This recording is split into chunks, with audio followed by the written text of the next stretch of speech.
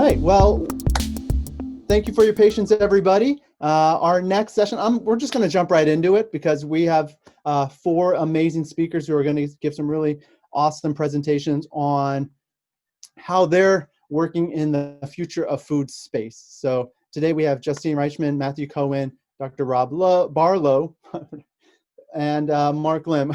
And we'll be starting with Dr. Barlow. Rob, we'll be starting with you.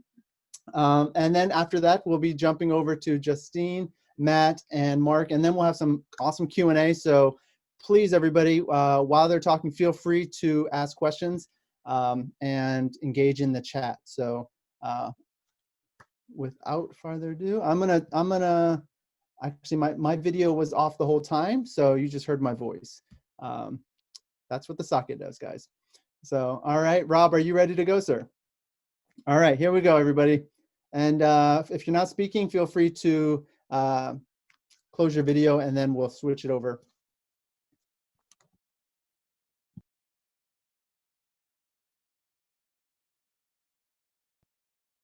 There we go. All right, thank you. Thanks for having me. My name's Rob Barlow. I'm a professor at Hult International Business School here in San Francisco. I'm really excited to present this work. It's the first time that I've actually had an audience for it. It focuses on how design thinking approaches can affect our perception of taste.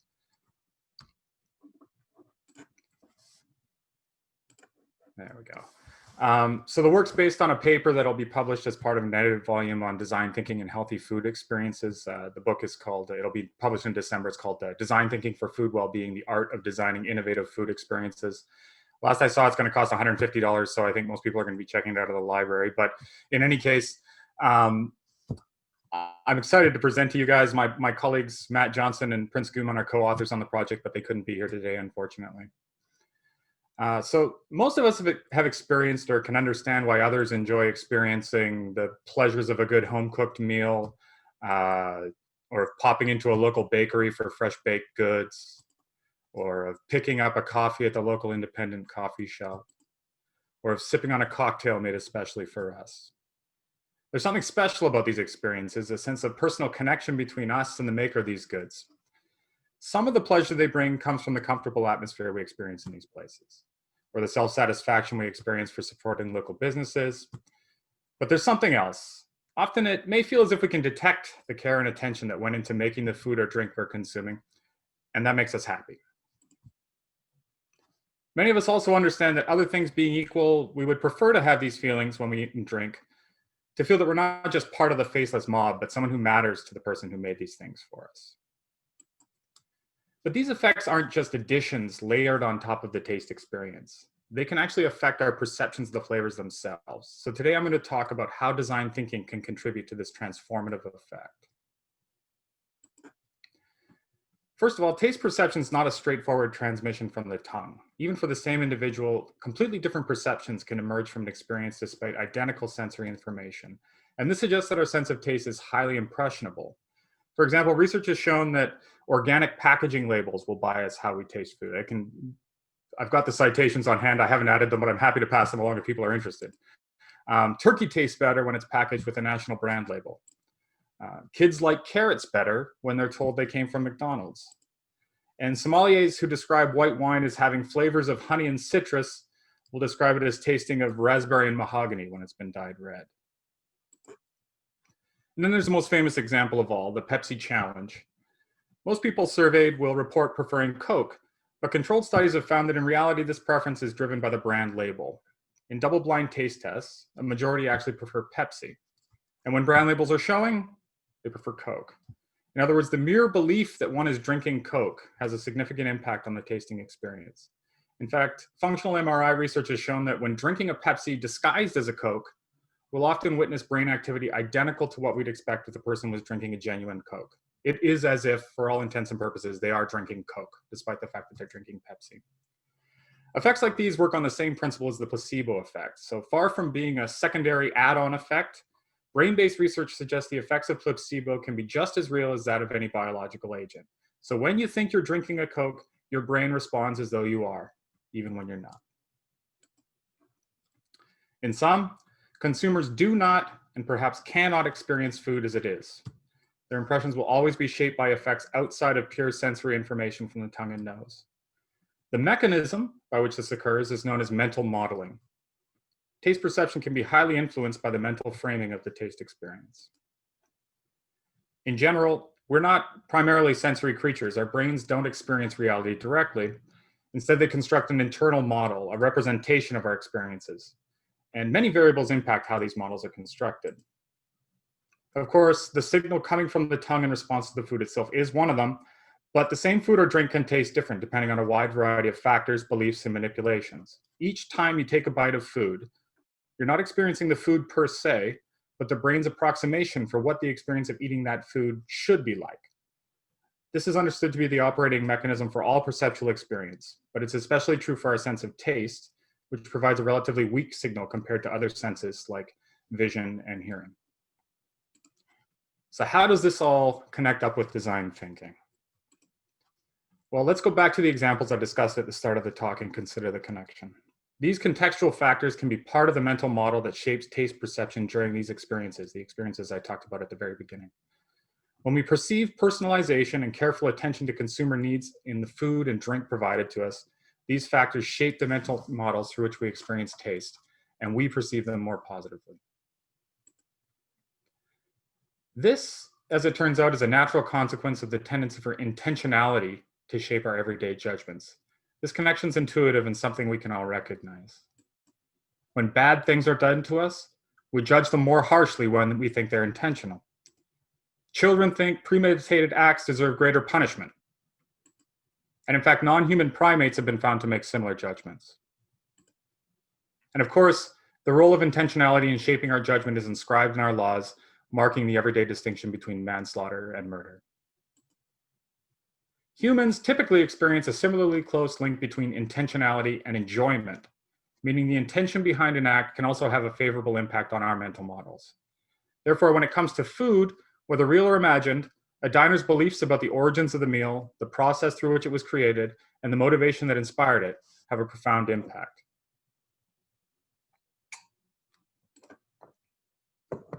This suggests that the application of design thinking principles to food creation holds the potential to not only transform the consumer experience, but to transform consumers themselves. In fact, some of the most famous modernist chefs in the world have been celebrated as designers based on the close attention they pay to understanding and engaging with diners' assumptions about food. Ferran Adrià, a pioneer in the modernist cuisine movement, argues that the true test of his art is not in its technical mastery or extremity of presentation, but in how it challenges the consumer's preconceptions and engages people's emotions.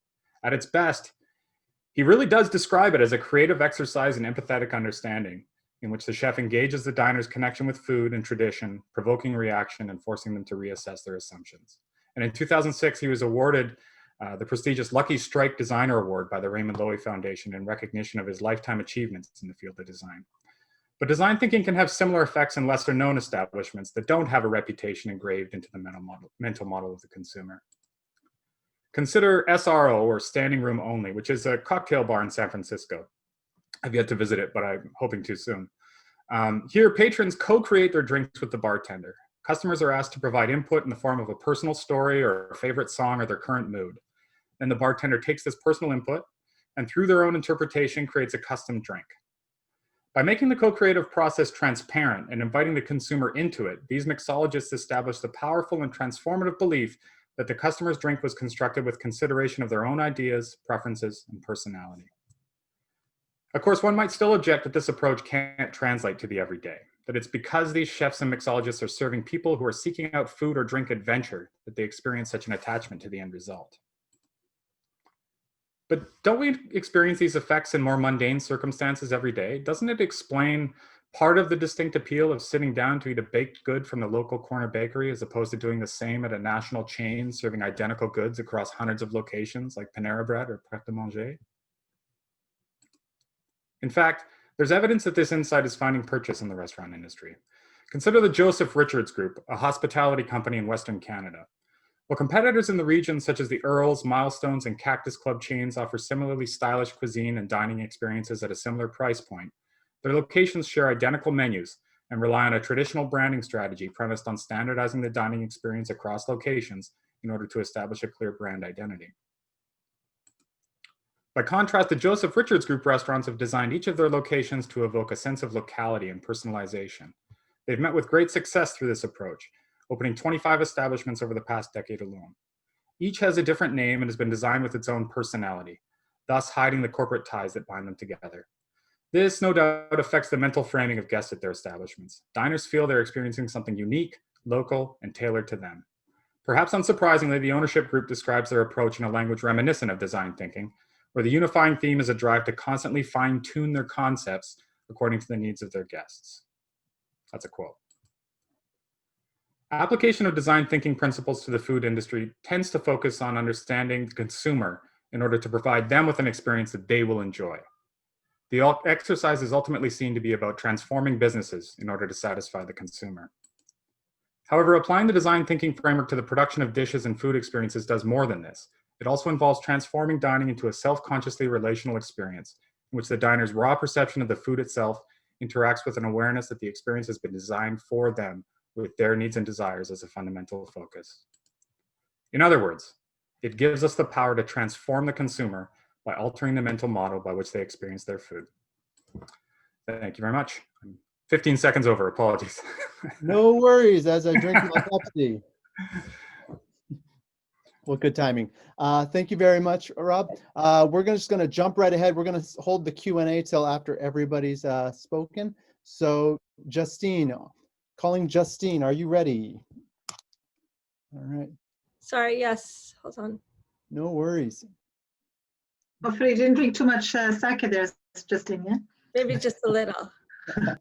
All right, the floor is yours. Did you want me to? That's okay. I think you're going to start with the video, so I still have a few more minutes to recover from my sake. There we go. All right. But you're going to start the video because you have it, right? Video right now. Okay. Here we go. Hopefully the sound works and everything goes according to plan. Does everybody hear it? Yes. NextGenChef is a platform that feeds food and beverage entrepreneurs with the resources to mentors and experts in the industry that help them have greater insight and access to information so that as they're building their business, they can make more informed choices and be more thoughtful about the products that they're creating. And maybe considering the impact it has on our health and well-being as well as the planet. So that when we are building these new products and we're putting them into the world, it's to better the environment, to better our abilities to live a healthy life and create change. My concept with purpose is to build a platform for food and beverage entrepreneurs to build better for you food businesses, to both educate, connect, collaborate, and innovate, to make a healthier food system. My goal is to create that platform so that people can connect, collaborate, and innovate, build a better for you food system, live a healthier life, and have a more sustainable and regenerative planet to live on, both for ourselves and for the future. I'm hoping to create change by providing the education, the connection, the collaboration, and the community for these food entrepreneurs. What I want to offer is an opportunity to participate in changing the narrative for what people demand and what people understand around our food system. So by providing access to this education and this community, we give our world access to information that can change their life. The mission of NextGenChef is to feed members with the knowledge and tools that they need to create concepts with purpose. And the way that NextGenChef does that is through our talks, first and foremost, which are online every week. They enable people to connect, learn from experts and mentors in the industry. And the NextGenChef app that we built that allows people to connect online, one-on-one, to check out resources, to connect to the community, to collaborate, and to innovate. What does this mean for food and beverage entrepreneurs? This means you get there quicker through our community. You get there faster. And so we hope you'll join the community, change the narrative, demand a better for you food system, and be part of the new paradigm.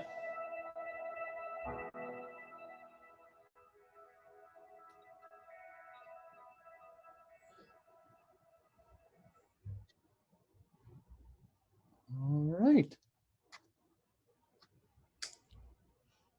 The floor is yours, Justine. Oh, here, I'll turn up my volume. Is that better? Yes, we can hear you. Okay, perfect. Sorry, I have to lower it for myself. It's very hard for me to watch it and hear myself so loudly. Understood.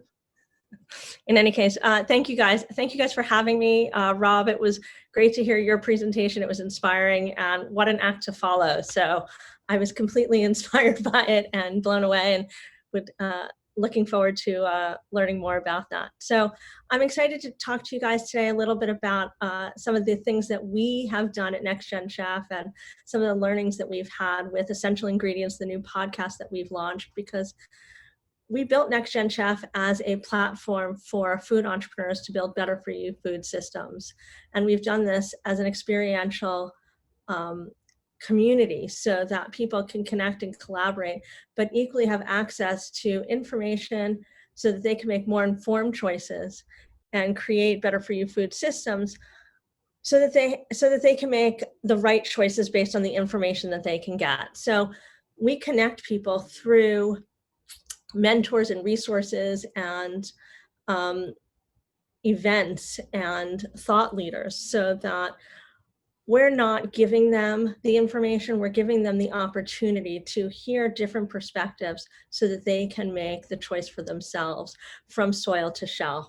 So that as they're building their business, they can determine what's going to go into it, how they're going to build it, and hopefully make a better food system and make it more accessible to all. So that's just a little bit about that. But what I really want to share with you is some of the findings that we're seeing as we've launched the Essential Ingredients podcast, because it's really interesting. We've seen a lot of new innovations coming through as COVID has hit, and we've seen entrepreneurs have to pivot and alter what they're doing and what they're building, from restaurants to having to take their restaurants and change to grocery stores, or create consumer product goods, to new innovations around cell-based products, whether it's shrimp, and all about hydration and what that looks like, to better for you food products. And we've learned a little bit about the challenges that they're seeing as entrepreneurs, whether that's because of the supply chain or the resources or the lack of funding, whether that's as an entrepreneur or that's due to COVID, because they're both real issues that they're experiencing right now. So these are a lot of new challenges that are being brought to our attention at this time.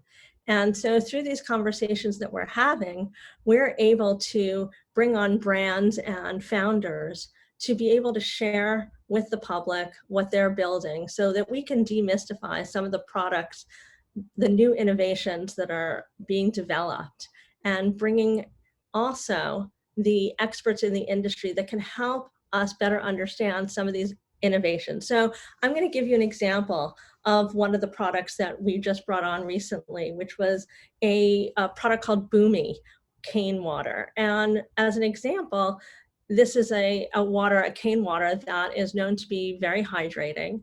And they developed this product while they were in business school.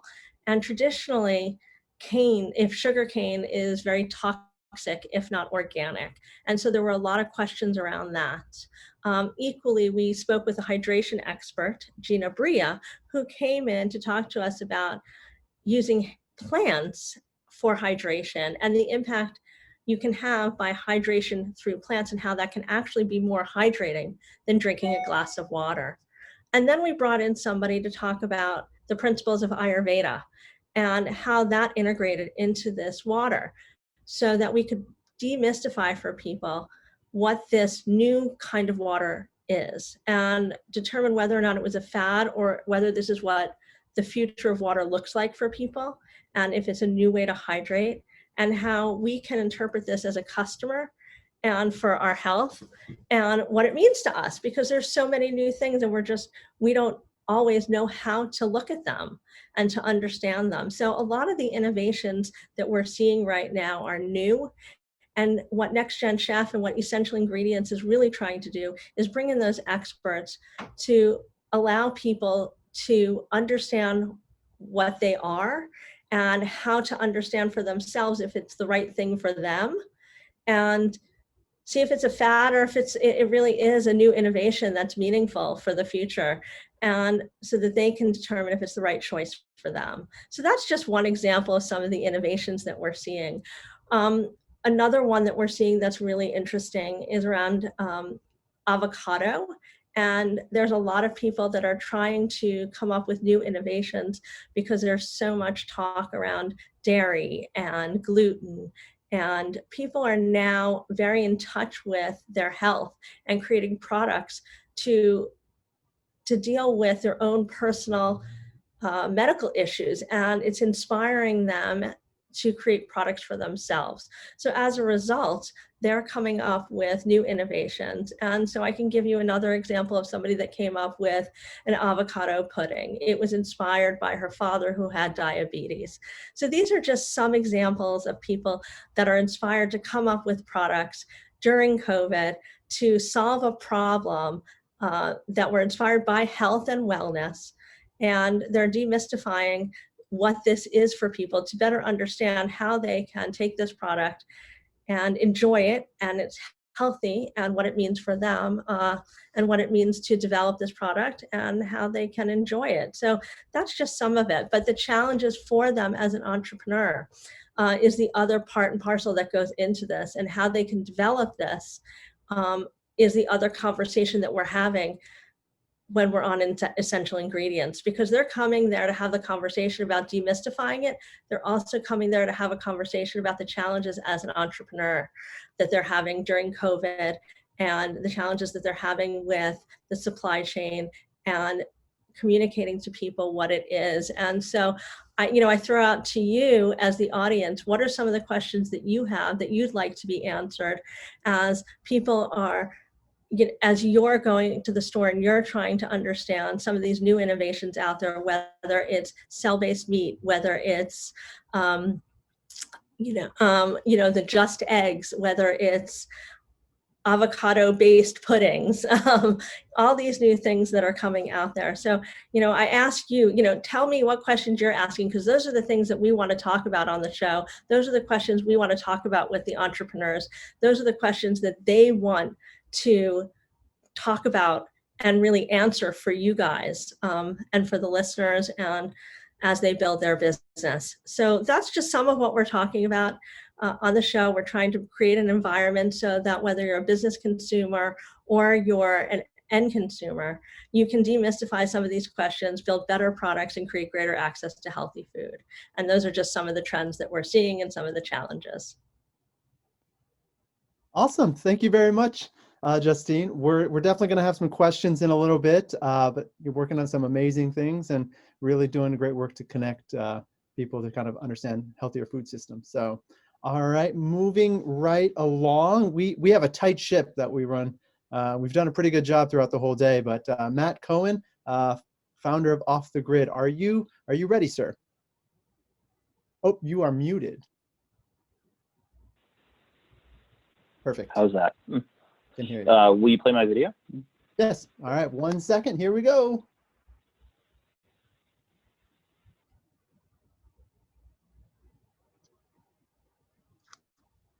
All right. Everybody see that?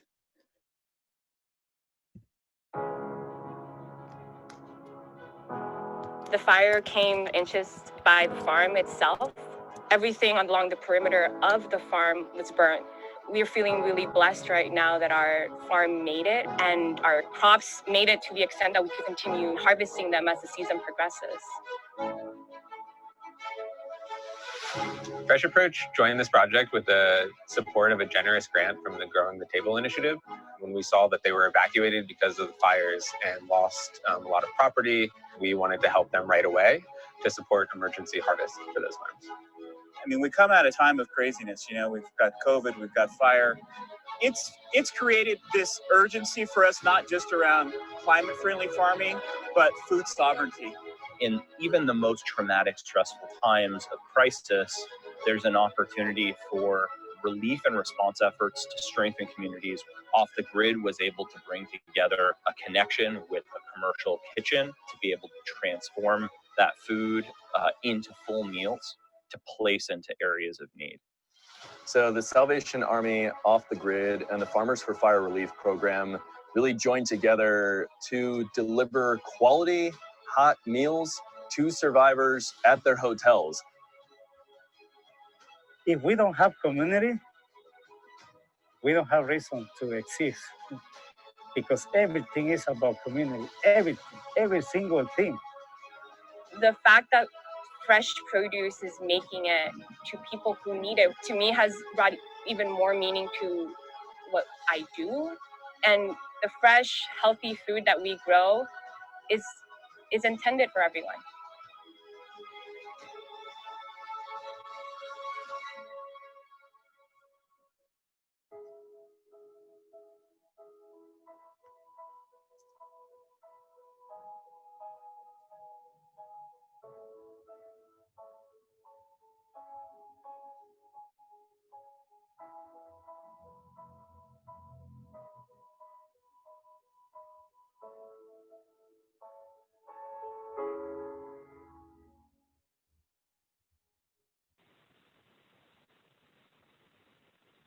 Okay. Thanks, Sean. Nice. Let me see here.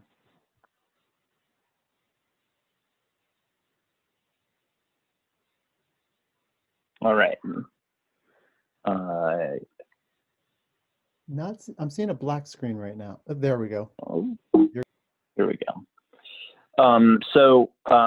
Again, just want to echo the thanks for inviting me to come and speak. I'm going to share a brief kind of history of my company's relationship to disaster relief and a few eye-opening things that have happened over, I guess, the course of the last 3 years, but especially over the last 9 months. So for those that don't know my company, it's called Off the Grid. And this was what we were best known for, large community events all over the Bay Area. Obviously, COVID changed all of that. I remember the day, March 17th, it was our 10-year anniversary of running our events. We opened this event at Fort Mason Center in the northern part of San Francisco and held one event before COVID set in, and we've been closed since. But one of the things that we learned in the process of kind of discovering how we can contribute and help communities during the time of COVID was that there's a lot of similar mechanics to building temporary communities and building temporary experiences that there are to responding to emergency response. And so for those that don't know, this is kind of what the fire map looked like for California and the West Coast this year. At one point, about 4 million acres have burnt so far over the course of the last 2 months. And on the right, you can see, and anybody who's been on the West Coast has experienced, the smoke impacts far more people than the fires do themselves. To give you a sense of context, this is by far the worst fire year on record. The previous fire year, 2018, the previous record was about 1.8 million acres. So this year is about double the scale of the previous record.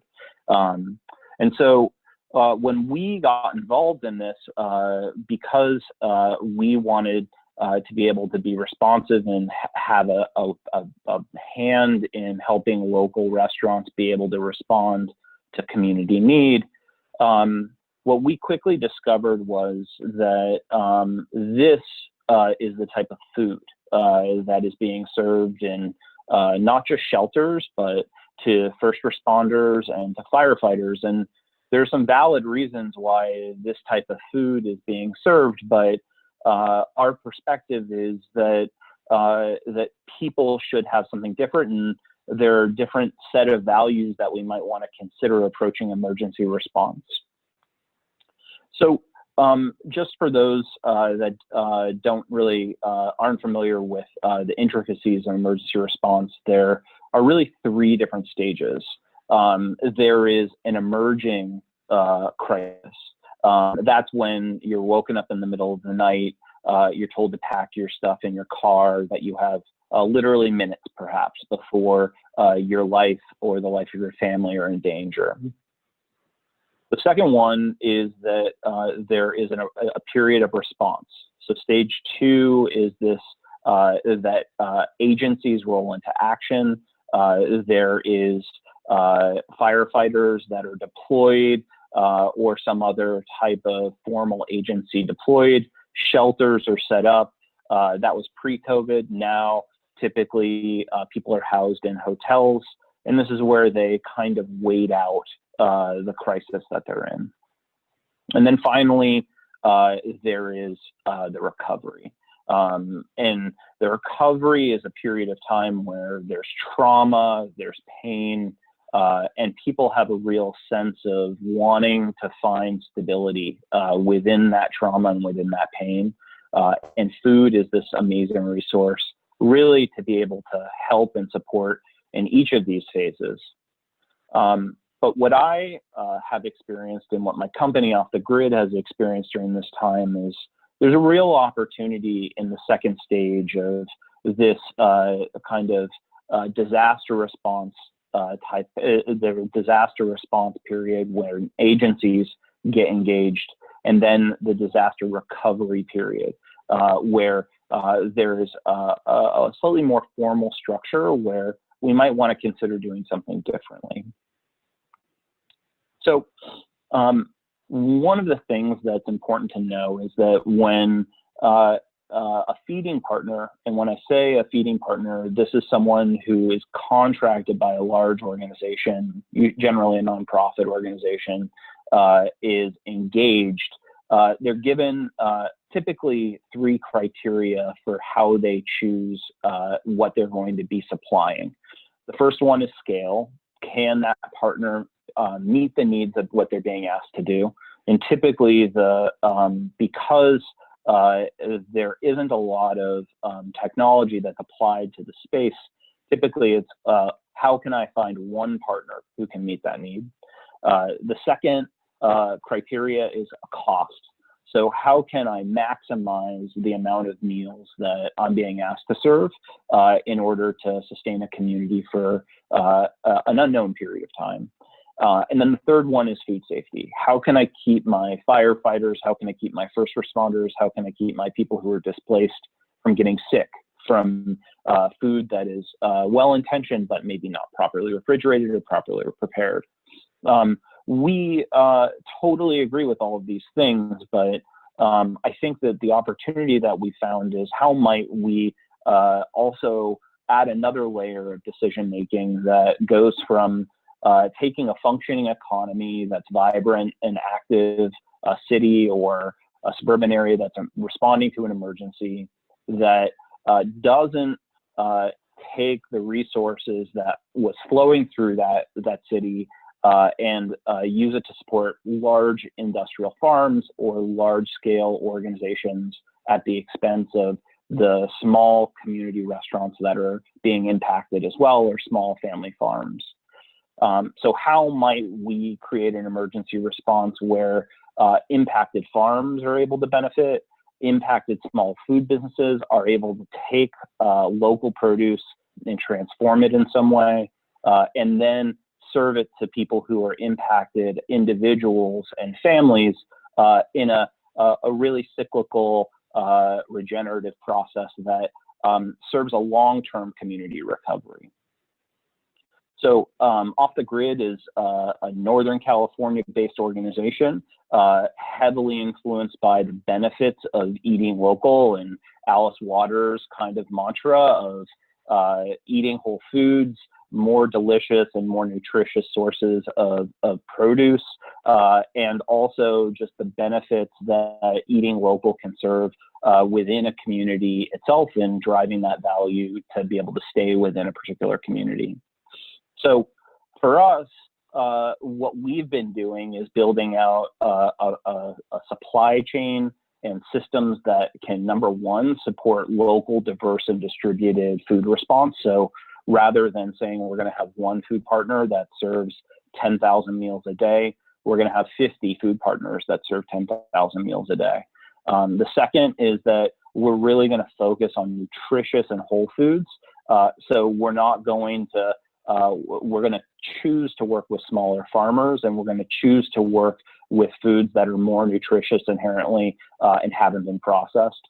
And then third, we're going to choose to support local agricultural ecosystems in a way that feels like there's a synergy between the other elements of our efforts that we're going to do, like the video that we shared at the beginning. And there's been traction here. I'm glad to report that last count early this week, we're serving food in Chico, Sonoma, San Mateo, San Jose, Santa Cruz, in Fresno, and we're distributing food for all different sorts of purposes, fire response, but also COVID relief efforts. And we've served about 700,000 meals. And we just started this grocery program that I'll talk about in a second. But there seems to be a desire and attraction for how can we build community at a time of crisis and allow food to be a source of comfort during a time of insecurity. Oh, I lost my slide, but I'll end with that. And I'll be happy to answer more as we go along. Thank you, everybody. Awesome. Thank you, Matt. Doing some amazing work. I appreciate kind of showcasing what you guys are doing. Jumping ahead, Mark Lim, are you ready, sir? You are muted. I understand that signal. Okay, sorry, yeah, I forgot to unmute. I'm all good, right? Okay. Here we go, sir. Okay, so I'm just going to share again.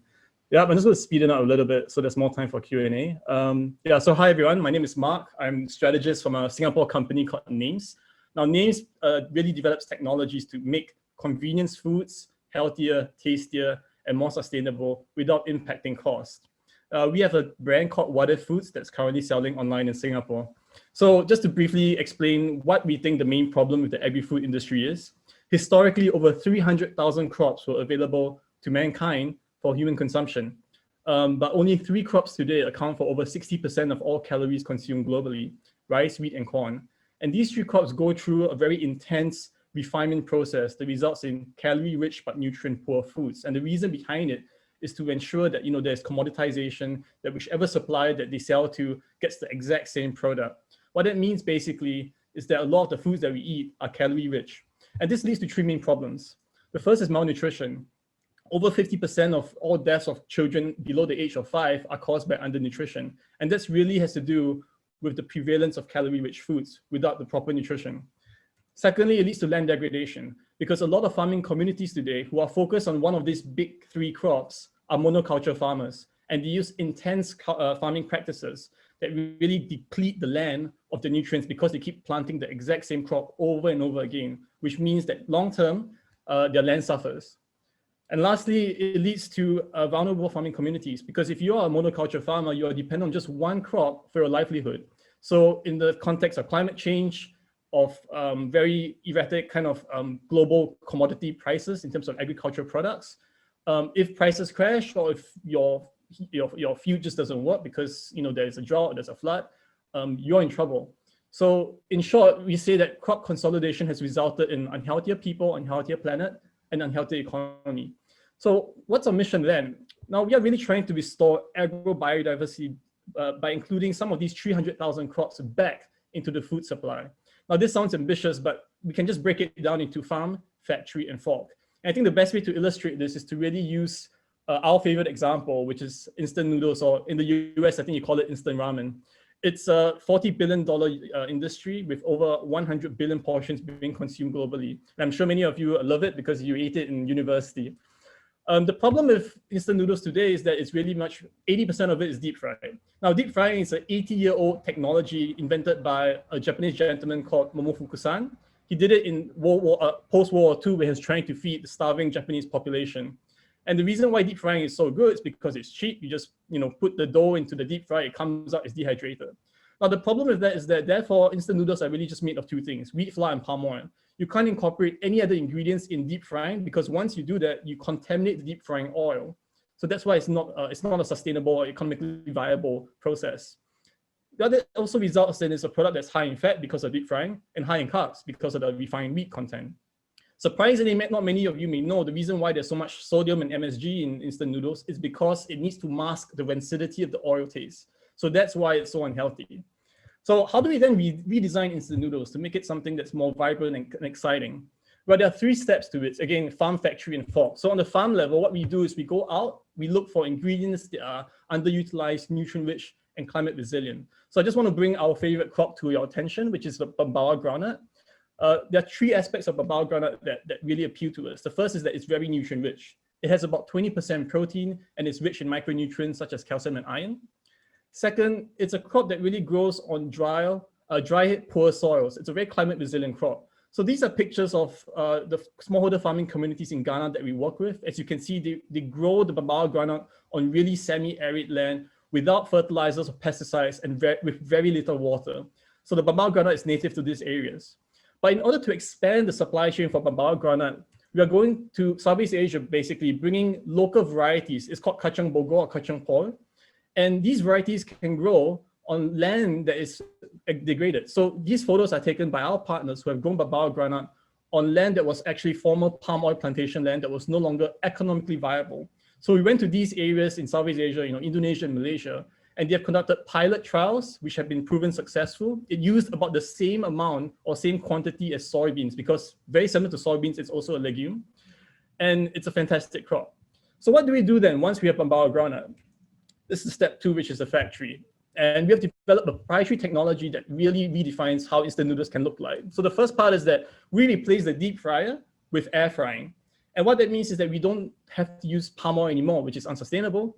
But more importantly, it preserves the production capacity of the process. So it's not actually in fact, it's cheaper to manufacture because we don't have palm oil being used, which is actually the most expensive ingredient in the current process. The second part is that we redefine what the dough looks like. So we incorporate crops like the bambara groundnut, as I mentioned, crops like moringa and lupin into the dough. And the reason why they can exist and survive the process is because our process, the air frying process, is much of a lower temperature compared to deep frying. It's less harsh on the dough, so it preserves the natural colors and flavors and nutrients of the ingredients used. And lastly, you might wonder, how does our instant noodle taste like because we don't deep fry it?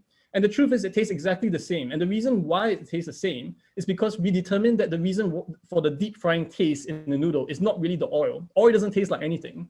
The reason is because of the kind of amino acids and molecules that are produced due to the interaction of the deep frying oil and the wheat in the deep frying process. So we found what those molecules are, and we just incorporate them directly into the dough. So we don't need to deep fry it, but yet we can have the exact same deep fried perception with our air fried technology. So what that means, as you can see, these are photos of our pilot line. And we went through a very extensive R&D process to get the noodles as they are today. It means that we can then, therefore, really develop a very exciting portfolio of products that are healthier, more colorful and more exciting. So just to give you a reason why it's healthier, so you can see this is the conventional instant noodle on the left. Now for our noodles, because we don't use deep frying, we use 70% less oil. We have twice the protein, as well as more fiber because of the incorporation of nutrient-rich crops like the bambara groundnut, as you saw just now. And we have less carbs, again, because we replace some of the refined wheat with nutrient-rich crops.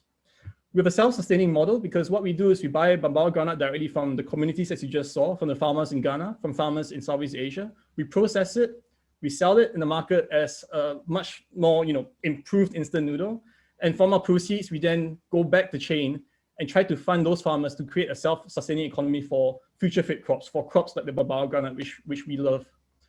And just in the long term, what we plan to do is not just work on instant noodles. We are also selling instant soups and shakes that make use of the same bambara groundnut we're talking about. In the future, we are going to launch our bambara milk product, which is going to be an addition to the very exciting plant-based milk market right now. So this is how we think. This is how we kind of redefine the supply chain from farm factory fork to create products that are just better for people. So thank you very much for your time.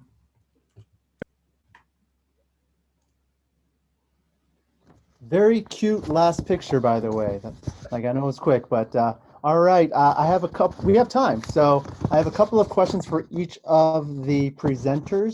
And so, if possible, can we have Matt, Rob, and Justine drop back in? All right.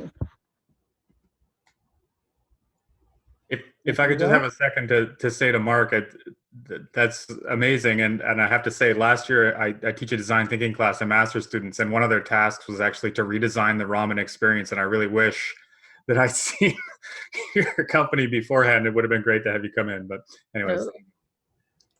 And actually, on that note, a fun fact, Matt Cohen, who should be joining back up in a second. Who can't start his video. He wrote a note, he can't start his video. Okay, well, we'll let him work on that. Can you hear us, Matt? Can you talk still or no? Host has stopped it, he said. I'm just reading the notes in the chat. I appreciate that. Let's see. Why? Somebody did not want to see you again. Let's see. Ask to start video. Ask to unmute. All these powers. There we are. There we go. Okay. Well done.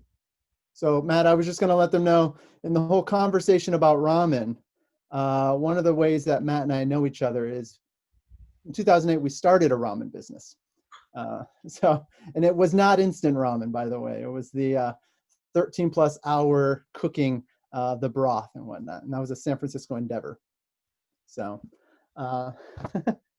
you're on mute, Matt. It looks like you're there. We go. I think that's what drove John into technology. So that journey of the making of the ramen, but really your product looks amazingly delicious. So I'm excited to try and taste it. Where can I find it in the US? Oh, so it's currently only selling in Singapore, but we are definitely looking to expand to the US very soon. Yeah. So watch out for this for us. All right. So everybody connect with Mark to stay in touch about that. So questions. So we only have a few minutes. I'm gonna wrap two questions in, one question for two of you actually, kind of, and it revolves around supply chain. And so for Matt and Mark, Matt, in your case, how do you foresee how you've been working in this whole local emergency food space, changing the food experience and supply chain moving forward? That's one. And then for Mark, it's similar, and it's basically, it looks like you're using underutilized crops in your products. You've had to build an agricultural supply chain basically from scratch. So, is this an opportunity to redefine how you source products from farmers? So Matt first, I guess, and then we'll jump to Mark. All right. Yeah, I think that one of the things that's been surprising to us around everything that we do around our business, which is connecting small businesses with communities, is it wouldn't have been possible 10 years ago. And technology has so empowered being able to reach and serve fragmented communities in interesting ways. And so you get this really interesting opportunity for changing a pre-existing supply chain that was about large businesses connecting with large businesses in order to serve out of large distribution centers. And you get this much more community-based approach where you can communicate with guests, you can communicate with customers, and you can really share the values and kind of nurture community through that in a way that wasn't possible before. And so I think the answer is it's about this technology kind of empowering and facilitating these connections and really allowing kind of local small communities to flourish. Awesome. Thank you. Mark? Yeah, absolutely. So with products like bambara groundnut, these agricultural commodities are not, global commodities. So if you tell people, can you plant bambara groundnut, they'll be like, no idea what it is. The good news is that when we have to establish our own supply chain out of Ghana, we work directly with the farmers. So we avoid situations where farming communities are told by big businesses or big agricultural kind of players how they should grow their product, for example, or how much they can get paid. And that's a big thing. So because we're working directly with them, we can avoid all the middlemen, and we can determine a farm gate price that we think is reasonable and they can agree to. So first of all, they get much high portion of the revenue from selling the products to us. But secondly, we have much greater say in terms of what we think is a better option in terms of growing these products. So for example, we don't know what organic means because the organic label is, again, depends on which jurisdictions you look at. But we tell them, for example, we don't think we should use artificial fertilizer or pesticides. And the truth is they don't need to, because traditionally they've always been growing these crops without using those types of techniques. So the good news is that we can therefore preserve their kind of cultural heritage in terms of agricultural practices. At the same time, they get paid more. So that's how we are redefining the supply chain with underutilized crops. Interesting. Okay, thank you. All right, we have time for two more questions because I want to make sure that Rob and Justine have their moment. Rob, what are some of the most important kind of practical applications of your research? And you are muted, sir. You'd think I'd have figured this out by now. Well, I'm not sure how important they are, but I do know that one of the paper that this is all a part of is actually was sort of spurred on by this literature that my co-authors and I had read about this food well-being movement, which was about like reconceptualizing food experiences and sort of stepping away from the idea that